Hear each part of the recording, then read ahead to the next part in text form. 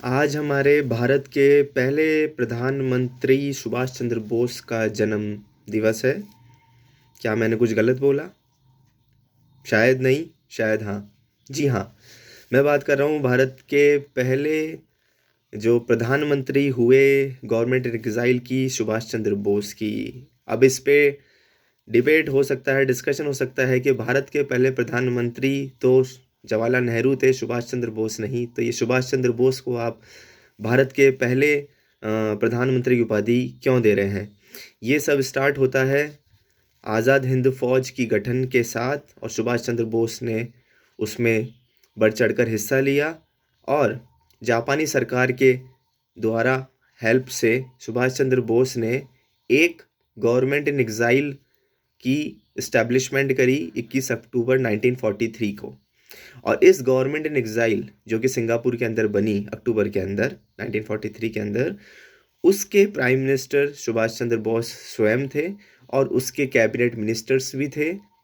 और उस गवर्नमेंट को 9 उस टाइम के राज्य जो थे उनसे रिकॉग्नाइजेशन था, जिसके अंदर प्रमुख स्टेट्स थे वो थे इटली, जर्मनी और जापान।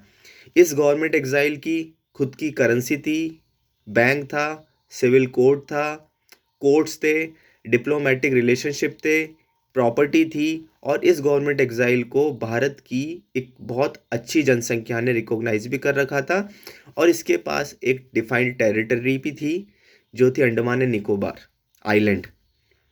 तो जो गवर्नमेंट को रिकॉग्नाइज करने के लिए जो जो चीज़ें होती थी वो चीज़ें इस गवर्नमेंट के पास थी।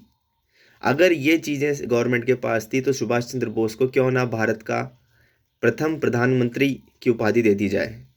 ये डिबेट छिड़ा ये डिबेट छेड़ा जा चुका है राजनाथ सिंह जी के द्वारा। एक बार उन्होंने स्पीच में सुभाष चंद्र बोस को भारत का पहला प्रधानमंत्री भी कहा था, और नरेंद्र मोदी ने राज्यसभा के अंदर सुभाष चंद्र बोस को पहला प्रधानमंत्री कहा, पर आज़ाद हिंद फौज का कहा, वो देश का ना नहीं कहा। अब देखिए, रिकॉग्नाइजेशन ऑफ गवर्नमेंट है, ये एक इंटरनेशनल लॉ का एक सेपरेट डिबेट है। और रिकॉग्नाइजेशन ऑफ स्टेट भी एक सेपरेट डिबेट है कि कब एक राज्य है उसको एक रिकॉग्नाइज करा जाता है इंटरनेशनली और कब एक सरकार को रिकॉग्नाइज करा जाता है इंटरनेशनली। तो ये एक सब्जेक्टिव मैटर है, डिबेट एंड डिस्कशन का मैटर है, और इस पे आने वाले समय के अंदर भी मुझे अच्छा लगेगा अगर वाद विवाद रहे।